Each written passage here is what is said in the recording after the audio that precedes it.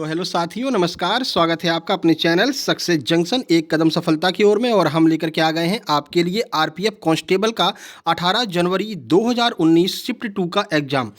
जो आपका आंसर की आई थी ये ऑफिशियल आंसर की है। आपके लिए प्रीवियस ईयर के पेपर आपके लिए अति महत्वपूर्ण है, क्योंकि वहाँ से लगभग 40 से 50% जो है वो प्रीवियस ईयर पेपर से है फंसते हैं। और ये केवल रेलवे का नहीं बल्कि हर एक एग्ज़ाम में ऐसा देखने को मिलता है।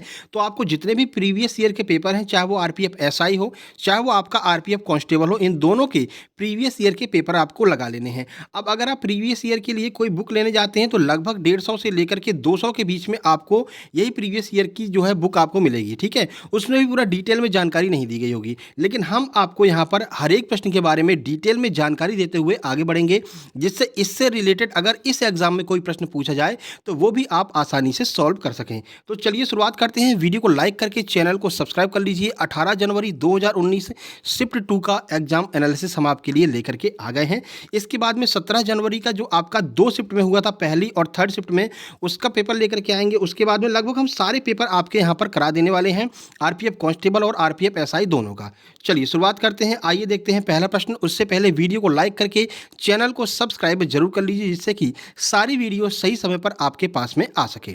चलिए आइए देखते हैं। पहला प्रश्न है, यदि आपके मौलिक अधिकारों को राज्य के द्वारा कलंकित किया गया हो तो नागरिकों को अदालत के खिलाफ अपील करने का मूल अधिकार क्या है? यानी कि किस कौन से अधिकार के तहत आप जो है अदालत में अपना जो है अपील कर सकते हैं? तो सही आंसर हो जाएगा संवैधानिक उपचारों का अधिकार, ठीक है। संवैधानिक उपचारों के अधिकार के तहत आप अपने मौलिक अधिकारों के विरुद्ध जाकर के अदालत में या फिर उच्च न्यायालय में जाकर के अपील कर सकते हैं। अब इसके बारे में कुछ अतिरिक्त जानकारी देख लीजिए। देखिए ये कहाँ पर है आपका संवैधानिक उपचारों का अधिकार? तो भाग 3, संविधान के भाग 3 में अनुच्छेद 32 में यह प्रावधान किया गया है कि भाई आप जो अपने मौलिक अधिकारों के विरुद्ध जाकर के उच्च न्यायालय या फिर सर्वोच्च न्यायालय में अपील दायर कर सकते हैं। और इसी आर्टिकल 32 को बाबा साहेब भीमराव अंबेडकर ने संविधान की आत्मा कहा। यह भी प्रश्न लगातार बनता रहा है रेलवे के एग्जाम में, और संविधान वाली वीडियो में हमने इसको क्लियर कराया, ठीक है। अभी इससे पहले हमने संविधान की 100 मोस्ट इंपोर्टेंट प्रश्न जो हैं जो आपके एग्जाम में आए हैं उनको हमने वहां पर कराया है केवल संविधान के, तो उसको भी आपको देख लेना है। तो ये दोनों आपको क्लियर हो गया। भाग 3 में दिया गया, आर्टिकल 32 में दिया गया है। इसके अनुसार यदि किसी व्यक्ति के मौलिक अधिकारों का हनन होता है तो वह अनुच्छेद 32 के अंतर्गत न्याय पाने के लिए सर्वोच्च न्यायालय जा सकता है। आप डायरेक्ट सर्वोच्च न्यायालय जा सकते हैं, सुप्रीम कोर्ट डायरेक्ट जा सकते हैं संवैधानिक उपचारों के अंतर्गत। चलिए उम्मीद करते हैं पहला प्रश्न आपको क्लियर हो गया होगा। आगे बढ़ते हैं। अगला प्रश्न देखिए।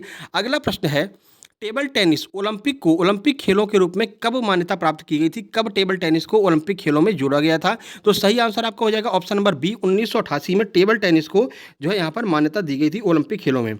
और ऐसा माना जाता है कि इंग्लैंड में उच्च वर्ग के विक्टोरियन लोगों ने 1880 के दशक में टेबल टेनिस का आविष्कार किया था। तो प्रश्न अगर बनता है कि टेबल टेनिस का आविष्कार कब हुआ था, तो याद रखिएगा इंग्लैंड के द्वारा 1880 में टेबल टेनिस का आविष्कार किया गया था और 1988 में इसको ओलंपिक में शामिल किया गया था। दोनों प्रश्न आपको यहाँ पर याद रखने हैं। चलिए आगे बढ़ लेते हैं और देखते हैं अगला प्रश्न क्या है। अगला प्रश्न है, क्षेत्रफल की दृष्टि से, एक मिनट, क्षेत्रफल की दृष्टि से विश्व का 7वां सबसे बड़ा देश कौन सा है? तो आपको पता है भाई क्षेत्रफल की दृष्टि से विश्व का 7वां सबसे बड़ा देश भारत है। पहले स्थान पर कौन है? तो पहले स्थान पर रूस है। यह भी आपको याद रखना है। पहले रूस बहुत बड़ा हुआ करता था, लेकिन विभाजन के बाद में भी पहले स्थान पर अभी भी रूस बना हुआ है, ठीक है। तो चलिए देख लेते हैं कि जो आपके 6 देश हैं एक तरफ से वो कौन कौन से हैं। क्रम में अगर हम बात करें तो क्रम में है आपका सबसे पहले रूस हो जाएगा, फिर कनाडा हो जाएगा, फिर यूएसए हो जाएगा, फिर आपका चीन हो जाएगा, फिर ब्राज़ील हो जाएगा, फिर ऑस्ट्रेलिया हो जाएगा, ठीक है। तो ये आपके क्षेत्रफल की दृष्टि से सारे के सारे आपके एरिया वाइज आपके जो मतलब सबसे बड़े देश कौन कौन से हैं ये यहाँ पर हो गए। और ऑस्ट्रेलिया के बाद में भारत का नंबर आ जाता है। तो उम्मीद करते हैं ये भी आपका क्लियर हो चुका होगा। चलिए प्रश्न नंबर 4 की ओर चलते हैं। प्रश्न नंबर 4 है, क्वथनांक से नीचे किसी भी तापमान में द्रव को परिवर्तित करने की प्रवृत्ति को हम क्या कहते हैं?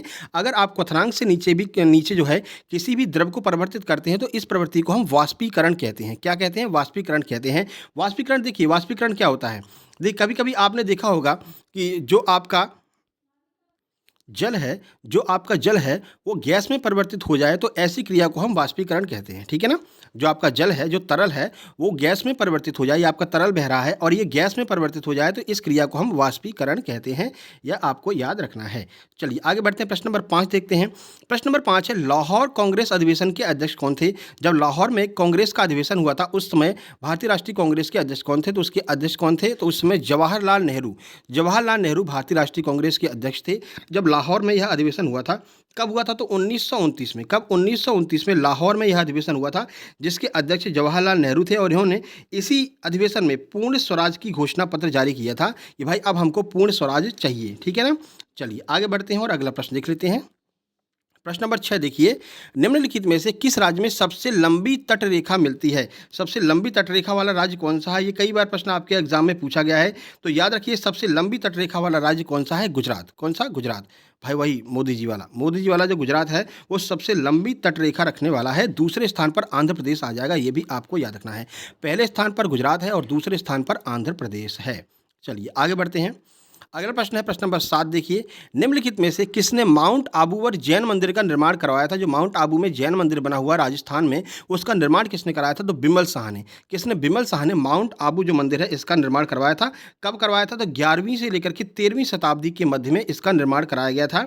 ठीक है, जो आपके राजा वास्तुपाल हैं और तेजपाल नामक दो भाइयों के द्वारा इसका निर्माण कराया गया था। बिमल शाह ने इसका निर्माण करवाया था। राजा कौन था? राजा आपका जो है, तो ये दोनों भाई राजा थे, वास्तुपाल और तेजपाल। और बनवाया किसने था? तो बनवाया था बिमल शाह के द्वारा इसको बनवाया गया था। चलिए आगे बढ़ते हैं। 11वीं से 13वीं शताब्दी के मध्य बनाया गया था। टाइम भी आपको याद रखना है। अगला प्रश्न है, भारत के राष्ट्रपति पद के लिए, याद रखना ये थोड़ा सा मिसप्रिंट है, वहीं जो आपका पेपर था पेपर में ही ये मिसप्रिंट आया था और इसको बोनस अंक भी दिया गया था।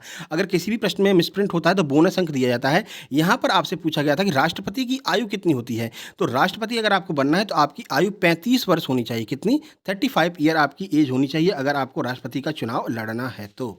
आगे बढ़ते हैं। प्रश्न नंबर 9 देखिए। प्रश्न नंबर 9 है, इनमें से कौन सा संगठन के द्वारा घोषित न्यूनतम समर्थन मूल्य एमएसपी किसानों से भोजन खरीदता है? यानी कौन सा ऐसा संगठन है जिसके द्वारा एमएसपी पर किसानों से अनाज खरीदा जाता है? तो वो आपका भारतीय खाद्य निगम है। कौन सा? भारतीय खाद्य निगम है। इसके द्वारा किसानों से जो है न्यूनतम समर्थन मूल्य पर जो है अनाज खरीदा जाता है। चलिए आगे बढ़ते हैं। अगला प्रश्न है, भारत की संसद में कौन कौन शामिल हैं? तो देखिए भारत की संसद किससे मिलकर के बनती है यह आपसे पूछा गया है। तो भाई सबको पता है, लोकसभा, राज्यसभा और भारत का राष्ट्रपति, ये तीनों लोग मिलकर के भारत के संसद का निर्माण करते हैं। लोकसभा, राज्यसभा और भारत का राष्ट्रपति। चलिए आगे बढ़ते हैं। प्रश्न नंबर 11 देखते हैं। प्रश्न नंबर 11 है, भारत में दिल्ली उच्च न्यायालय की स्थापना कब की गई थी? ये उच्च न्यायालय वाले प्रश्न जरूर पूछे जाते हैं। तो दिल्ली उच्च न्यायालय की स्थापना कब की गई थी? 1966 में। कब? 1966 में दिल्ली उच्च न्यायालय की स्थापना की गई थी। कौन सा अधिनियम बनाया गया था? तो ये भी आपको याद रखना है, ये एक्ट जो बना था वो 1966 का एक्ट बना था। 1966 के दिल्ली एक्ट के माध्यम से दिल्ली उच्च न्यायालय की स्थापना की गई थी। यह भी आपको याद रखना है। आगे बढ़ते हैं। प्रश्न नंबर 12 की बात करते हैं। देखिए प्रश्न नंबर 12 है, 2003 की वित्तीय जिम्मेदारी और बजट प्रबंधन कानून के बारे में क्या सत्य है? तो वित्तीय सुधार और व्यय नीतियां, अब देखिए ये 2003 का बात है, ठीक है ना? तो ये आपके एग्जाम में मुश्किल ही है कि आए, लेकिन फिर भी आपको याद रखना है कि वित्तीय सुधार और व्यय नीतियां जो हैं वो 2003 की वित्तीय जिम्मेदारी और बजट प्रबंधन कानून के बारे में सत्य है। चलिए अगला प्रश्न देखिए, 2011 की जनगणना के अनुसार हमारे देश में लिंगानुपात कितना है? तो बड़ा सिंपल सा प्रश्न है, लिंगानुपात से तो प्रश्न आते ही आता है। तो 1000 पुरुषों पर 943 महिलाएं हैं, यानी कि अपना लिंगानुपात 943 हो जाएगा। 943 महिलाएं 1000 पुरुषों पर है। ठीक है, सबसे ज़्यादा लिंगानुपात किसका है? तो ये भी आपको याद रखना है, सबसे ज़्यादा लिंगानुपात केरल का है। ठीक है, केरल में लगभग सब कुछ ही है, केरल में लिंगानुपात ज़्यादा है, केरल में साक्षरता दर ज़्यादा है, तो ये सब आपको याद रखना है। चलिए आगे बढ़ते हैं, अगला प्रश्न देख लेते हैं। अगला प्रश्न है, एनवेरिक एनवेरिक in the nature and causes of the wealth of nation पुस्तक किसके द्वारा लिखी गई थी? बड़े मतलब कि बड़ा सा नाम दे दिया है, लेकिन ज़्यादातर जो है आपके एग्जाम में जो प्रश्न पूछा जाता है वो सिर्फ इतना पूछा जाता है कि वेल्थ ऑफ नेशन पुस्तक किसके द्वारा लिखी गई थी? तो ये एडम्स स्मिथ, किसके द्वारा? एडम्स स्मिथ के द्वारा वेल्थ ऑफ नेशन पुस्तक लिखी गई थी। ये बहुत ही महत्वपूर्ण है, आपको याद रखना है, आगे एग्जाम में भी पूछा जा सकता है। ये प्रश्न रिपीट होने की संभावना ज़्यादा है। चलिए प्रश्न नंबर 15 की बात कर लेते हैं। जिस दर पर आरबीआई वाणिज्यिक बैंकों को ऋण प्रदान करता है उसे बदलकर यह धन को प्रभावित करता है, इस दर को हम क्या कहते हैं? यानी कि जब बैंकों को पैसे की जरूरत होती है तो आरबीआई के पास में जाते हैं, आरबीआई अपना धन बैंकों को देता है, तो हम इसी रेट को हम क्या कहते हैं? तो इस रेट को हम बैंक रेट कहते हैं।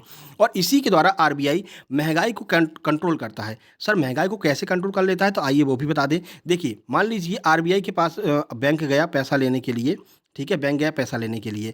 अब आरबीआई ने ढेर सारा पैसा बैंक को दे दिया। अब बैंक क्या करेगा? इस पैसे को मार्केट में दे देगा।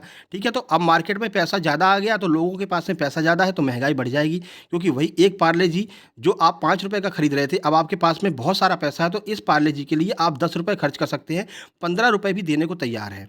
ठीक है ना? अब ऐसे में क्या है, अब मान लीजिए एक तो ये हो गया महँगाई बढ़ने का, अब महँगाई को कंट्रोल करना है तो फिर क्या करेगा आरबीआई? ये रहा आपका आरबीआई, ये रहा आपका बैंक, ठीक है?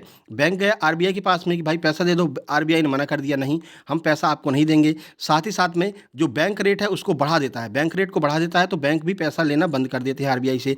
अब जब बैंकों के पास में पैसा नहीं तो मार्केट में पैसा नहीं पहुँचेगा, जब मार्केट में पैसा नहीं पहुँचेगा तो ये जो पार्ले जी जिसे आप ₹5 में खरीद रहे थे, अब आपके पास में पैसा ही नहीं, जब मार्केट में पैसा नहीं है तो इसको आप चाहेंगे कि ₹4 में खरीद लें हम, ठीक है? कोशिश करेंगे कि कम से कम पैसा खर्च करें, इससे महँगाई कंट्रोल हो जाती है, ठीक है? तो इस रेट को हम बैंक रेट कहते हैं जिसकी मदद से आरबीआई महँगाई को कंट्रोल करता है, ठीक है ना? ये आपको याद रखना है। चलिए आगे बढ़ते हैं। अगला प्रश्न है देवी का टीका किसके द्वारा विकसित किया गया था? तो एडवर्ड जेनर के द्वारा इस टीके का विकास किया गया था, याद रखना है आपको, ठीक है? एडवर्ड जेनर, यह आपको नाम ज़रूर याद रखना है, इनके द्वारा इस टीके का विकास किया। और ये जो आपका देवी का टीका है, ये बहुत लोग कन्फ्यूज़ हो गए थे। इसी देवी के टीके को ही हम चेचक का टीका कहते हैं, याद रखना। चेचक का टीके का अर्थ ही है देवी का टीका। अब यहाँ पर बहुत सारे लोग कन्फ्यूज़ हो गए थे कि भाई ये देवी का टीका क्या होता है, ठीक है ना? कुछ रॉबर्ट कोच लगा कर के चले आए, कोई लुई पास्चर लगा कर चला आया, लेकिन सही आंसर आपका एडवर्ड जेनर हो जाएगा। चेचक का टीका कहें या फिर देवी का टीका कहें, दोनों एक ही बात है। चलिए आगे बढ़ लेते हैं।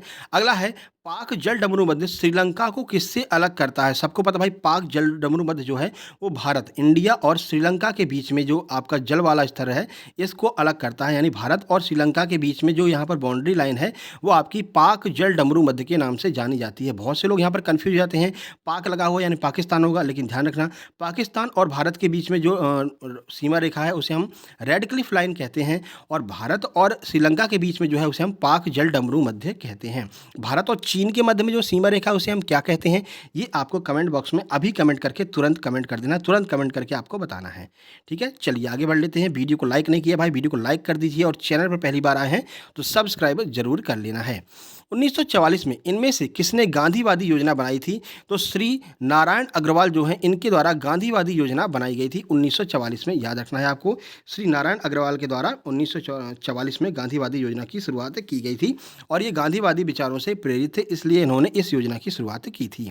चलिए प्रश्न नंबर 19 देखिए। प्रश्न नंबर 19 है 2011 की जनगणना के अनुसार भारत की साक्षरता दर कितनी है? तो 74%, लगभग 74% जो है भारत की साक्षरता दर है। देख लीजिए यहाँ पर आपको लिंगानुपात वगैरह से या फिर साक्षरता दर से, यानी कि यहाँ पर आपको जनगणना से 2 से 3 प्रश्न देखने को मिल जाएंगे, और जनगणना के ऊपर अलग से हमने वीडियो बना रखी है, सर्च करना सक्सेस जंक्शन जनगणना, तो आपको वो वीडियो देखने को मिल जाएगी। उस वीडियो को देख करके जाना, हमने एमपी पुलिस के लिए बनाई थी, वहीं से आपको ये प्रश्न सारे देखने को मिल जाएंगे। कम से कम 3 प्रश्न आपको जनगणना से देखने को मिलेंगे आपके एग्जाम में। तो 74% इसका बिल्कुल सही आंसर हो जाने वाला है। आगे बढ़ते हैं, देखिए अगला प्रश्न है निम्नलिखित में से कौन सा खेल या फिर खेल का प्रकार लिब्रो शब्द से जुड़ा हुआ है? लिब्रो शब्द कौन से खेल से जुड़ा हुआ है? तो ये आपका वॉलीबॉल से संबंधित है लिब्रो, यह आपको याद रखना है, ठीक है? चलिए आगे बढ़ते हैं और देखते हैं अगला प्रश्न क्या है।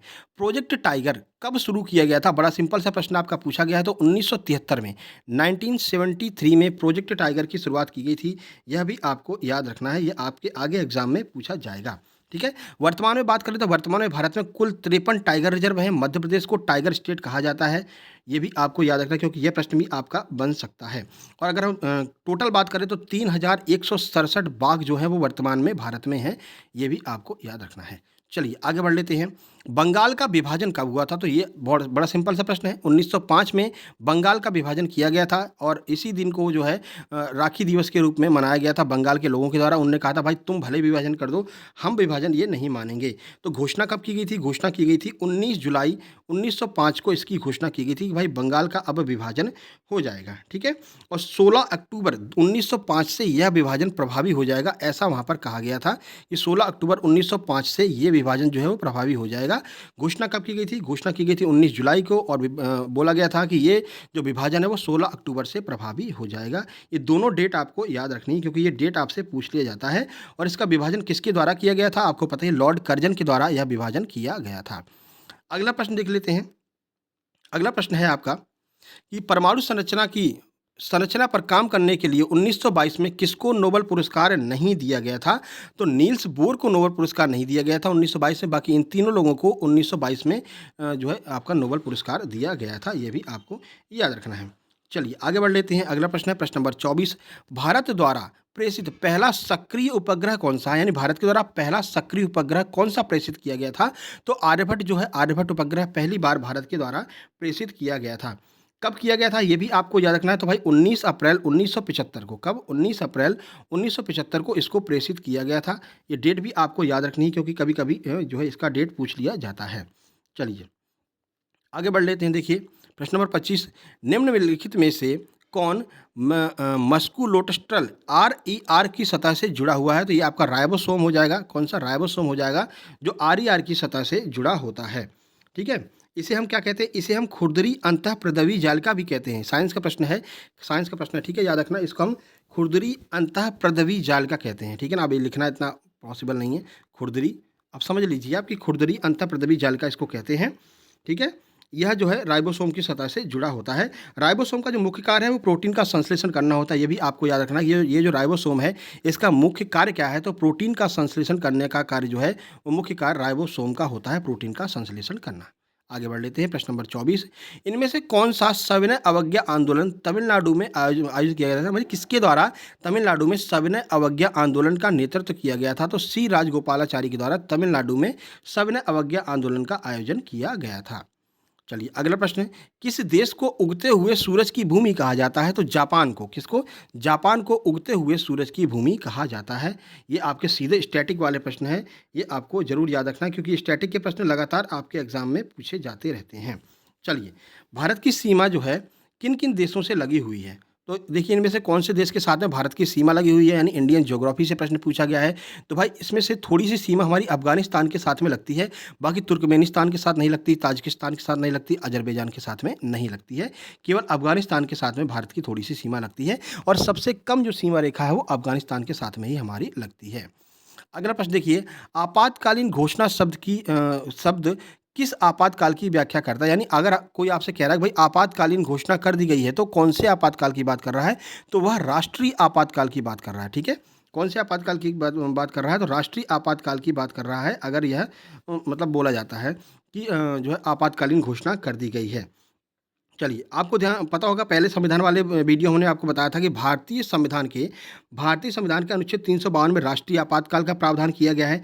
356 में जो है किसी राज्य में अगर मान लीजिए संवैधानिक तंत्र की विफलता हो जाती है तो आर्टिकल 356 लग जाता है। ठीक है, वो आर्टिकल 360 कौन सा? तो ये वित्तीय आपातकाल के बारे में बताता है। तो 352 और 356 का यूज़ तो कई बार किया गया है, लेकिन याद रखना 360 अभी तक भारत में कभी भी नहीं लगा है, यानी वित्तीय आपातकाल की स्थिति कभी भी भारत में अभी तक नहीं आई है। ये आपको याद रखना। हो सकता है आपसे पूछ ले कि इनमें से कौन सा आपातकाल अभी तक कभी भी भारत में नहीं लगा है? तो जो वित्तीय आपातकाल आर्टिकल नंबर 360 है वो अभी तक कभी भी भारत में नहीं लगा है। अगला प्रश्न है, बुद्ध के जीवन की घटनाओं को किसमें दिया गया है? यानी जो जातक कथाएं हैं उसमें बुद्ध के जीवन की घटनाओं के बारे में बताया गया है। यह आपको याद रखना है कि बुद्ध के जीवन की घटनाओं को किसमें संकलित किया गया है? तो जातक कथाओं के अंतर्गत बुद्ध के जीवन की घटनाओं को संकलित किया गया है। चलिए आगे बढ़ते हैं। ये भी आपको याद रखना है गौतम बुद्ध का जन्म कब हुआ था? भाई 563 ईसा पूर्व में, 563 ईसा पूर्व में गौतम बुद्ध का जन्म हुआ था। ये प्रश्न आपका एग्जाम में कई बार पूछा गया है, कब इनका जन्म हुआ था, इनकी माता का नाम क्या था? तो इनकी माता का नाम महामाया था, जो कोलीय वंश की शासका, मतलब कोली वंश से संबंधित है। कौन? इनकी जो माता थी महामाया। ये भी आपको याद रखना है। अगला प्रश्न देखिए, तारों में प्लाज्मा चरण किसके गठन के कारण होता है? यानी तारों में जब प्लाज्मा बनने लगता है तो क्यों बनने लगता है? क्योंकि इसका बहुत अधिक तापमान हो जाता है। तारों का तापमान जब बहुत अधिक हो जाता है तो प्लाज्मा इसमें बनने लगता है। चलिए आगे बढ़ते हैं। अगला प्रश्न है, देखिए एक मिनट, ये प्रश्न आपका छुप गया है, इसको भी सही कर लेते हैं। आपको बताते हैं कि ये प्रश्न कौन सा दिया गया है। तो ये आपका प्रश्न है कि किस अनुच्छेद के तहत सूचना का अधिकार अपराध के लिए गिरफ्तार किए जाने के लिए स्पष्टीकरण प्राप्त करता है? यानी कि अगर आपको मतलब कुल मिलाकर के गिरफ्तारी से जो निरोध है वो कौन से आर्टिकल में दिया गया है? तो ये आपका आर्टिकल नंबर 32 में, अनुच्छेद 32 में बताया गया है कि अगर आपको गिरफ्तार किया जाता है तो ये आपका अधिकार है कि भाई हमको क्यों गिरफ्तार किया जा रहा है, यह आप बताइए। तो ये आपका अनुच्छेद 32 में दिया गया है, सॉरी अनुच्छेद 22 में दिया गया है, गिरफ्तारी से निरोध। ठीक है, ये आपको याद रखना है। चलिए अगला प्रश्न देख लेते हैं। जो संविधान वाले हमने टॉप 100 प्रश्न की वीडियो बनाई है, देख लीजिए, वहाँ से अभी जितने भी संविधान के प्रश्न इस वीडियो में आए हैं, इस पेपर में जितने संविधान के प्रश्न पूछे गए थे वो हमारी उस टॉप 100 में से ही पूछे गए हैं, देख लीजिए। ठीक है ना, तो वो वीडियो आपको जरूर दिख लेना, अभी परसों ही हमने उसको अपलोड किया है। चलिए, तो वहाँ से आपका संविधान एक निगाह में पूरा क्लियर हो जाएगा, फिर संविधान के लिए आपको कुछ करने की आवश्यकता नहीं होगी। चलिए आगे बढ़ते हैं, अगला देखते हैं। अगला प्रश्न है, उज़्बेकिस्तान की राजधानी क्या है? तो भाई उज़्बेकिस्तान की राजधानी ताशकंद है। क्या है? ताशकंद है। और ताशकंद समझौता आपको याद होगा, ताशकंद समझौता जब हुआ था उसी समय जो आपके लाल बहादुर शास्त्री थे, पंडित लाल बहादुर शास्त्री, उनकी मृत्यु इसी ताशकंद समझौते के दौरान हो गई थी। ये भी आपको याद रखना है। चलिए आगे बढ़ते हैं। अगला प्रश्न है, 2018 राष्ट्रमंडल खेलों का आधिकारिक शुभंकर क्या था? तो ये 2018 का करंट अफेयर पूछ लिया गया है, ठीक है? तो उस समय 2018 का जो राष्ट्रमंडल खेलों का आधिकारिक शुभंकर था वो बारबी था। क्या था? बारबी था। हालांकि ये प्रश्न आपके एग्जाम में अब नहीं आएगा क्योंकि यह उस समय 2018 के करंट अफेयर के प्रश्न से पूछा गया था। अगला प्रश्न है, भारत का पहला परमाणु परीक्षण कोड क्या था? पहली बार जब परमाणु परीक्षण किया गया था तो उसका कोड क्या था, यह आपसे पूछा गया। तो इसका सही आंसर लाफिंग बुद्धा हो जाएगा। और ये कब किया गया था? 1974 में, 1974 में यह परीक्षण किया गया था और उसका नाम रखा गया था लाफिंग बुद्धा। ठीक है, आगे बढ़ लेते हैं। यदि कोई सदस्य बिना अनुमति के अवधि के लिए अनुपस्थित है तो सदन के द्वारा सदस्य की सीट को रिक्त घोषित किया जाता है। यानी कि कितने दिन तक अगर कोई सदस्य अनुपस्थित रहेगा तो उसकी सदस्यता समाप्त कर दी जाएगी। तो 60 दिन तक अगर लगातार कोई सदस्य अनुपस्थित रहता है तो उसकी जो सदस्यता है वो समाप्त कर दी जाएगी सदन में से, 60 दिन तक लगातार। अब इसमें क्या होता है, बहुत सारे अभिनेता जो हैं वो 60 दिन तक लगातार नहीं मतलब अब्सेंट होते हैं। 60 दिन में मान लीजिए आज 59वां दिन है तो आज पहुंच जाएंगे, फिर 60वां दिन हो जाएगा, कोई दिक्कत नहीं है। फिर अगली बार 59वें दिन पहुंच जाएंगे, 54वें दिन पहुंच जाएंगे। यानी कि बीच बीच में जाते रहते हैं। लेकिन अगर 60 दिन तक लगातार गायब हो जाएंगे तो उनकी सदस्यता समाप्त की जाएगी, जैसा नवजोत सिंह सिद्धू के साथ में हुआ है, ये भी आपको पता होगा। अमरावती शैली की वास्तुकला किस राज्य से संबंधित है? तो यह आपकी आंध्र प्रदेश से संबंधित है। अमरावती आंध्र प्रदेश से संबंधित है, यह भी आपको पता होगा। तो ये जो अमरावती वास्तुकला शैली है यह आंध्र प्रदेश से संबंधित है। अगला प्रश्न, निम्नलिखित में से किस नदी को दुख की नदी के रूप में जाना जाता है? तो दामोदर को दुख की नदी के रूप में जाना जाता है। सौरो ऑफ रिवर के नाम से इसको दामोदर को जाना जाता है। ठीक है, और ये इसको हम पश्चिम बंगाल का शोक के नाम से भी जानते हैं। बंगाल का शोक किसे कहते हैं? तो बंगाल का शोक हम दामोदर नदी को कहते हैं। बिहार का शोक किसे कहते हैं? ये प्रश्न आगे एग्जाम में बन सकता है। बिहार का शोक किसे कहते हैं? तो बिहार का शोक हम कोसी नदी को बिहार का शोक कहते हैं। ये भी आपको याद रखना है। ठीक है, चलिए भाई आगे बढ़ते हैं। अगला प्रश्न है, पिट्यूटरी ग्रंथि किससे जुड़ी होती है? यानी जो पिट्यूटरी ग्रंथि है वो कहाँ पर होती है? तो मस्तिष्क में उपस्थित होती है। पिट्यूटरी ग्लैंड मस्तिष्क में उपस्थित होती है। चलिए, इसे मास्टर ग्लैंड भी कहा जाता है, ये भी आपको याद रखना है। किस चार्टर कानून ने भारत में ईस्ट इंडिया कंपनी के एकाधिकार के कारोबार को समाप्त कर दिया था? यानी एकाधिकार का जो कारोबार चल रहा था उसको समाप्त कर दिया था। तो चार्टर एक्ट 1813 के द्वारा एकाधिकार जो था, कारोबार में जो एकाधिकार था उसको समाप्त कर दिया गया था। ठीक है, तो 1813 में यह एक्ट लाया गया था और चीन के साथ व्यापार को छोड़ करके बाकी सभी व्यापार को समाप्त कर दिया गया था। चलिए आगे बढ़ते हैं। निम्नलिखित में से किस प्रणाली को भारत में अंग्रेजी साहित्य का मैग्ना कार्टा कहा जाता है? तो जो वुड्स खलीता आया था तो उसको हम क्या कहते हैं? भारत में अंग्रेजी साहित्य का मैग्ना कार्टा कहा जाता है, जिसे हम वुड्स खलीता यहाँ पर कर दिया, इसको वुड्स डिस्पैच भी कहते हैं। ठीक है, डिस्पैच, वुड्स डिस्पैच। अब डिस्पैच की हिंदी क्या होती है? खलीता होती है। ठीक है ना, कई बार लोग परेशान हो जाते हैं तो आपको हिंदी के साथ साथ में इंग्लिश भी दिख लेना है। तो वुड्स डिस्पैच जो है उसे हम अंग्रेजी साहित्य का मैग्ना कार्टा कहते हैं, जो भारत में आया था। चलिए आगे बढ़ते हैं। अगला है, निम्नलिखित में से कौन भाला फेंक खेल से जुड़ा हुआ है? तो याद रखना, नीरज चोपड़ा जो है वो भाला फेंक से जुड़े हुए हैं। इन्होंने ही अभी हाल ही में गोल्ड मेडल जीता था ओलंपिक में, इसलिए काफ़ी चर्चा में आ गए थे। गोल्ड मेडल जीता था, तो आपको याद रखना है नीरज चोपड़ा को जो है भाला फेंक खेल से जुड़े हुए हैं, इनको अभी हाल ही में गोल्ड मेडल मिला था। चलिए आगे बढ़ते हैं।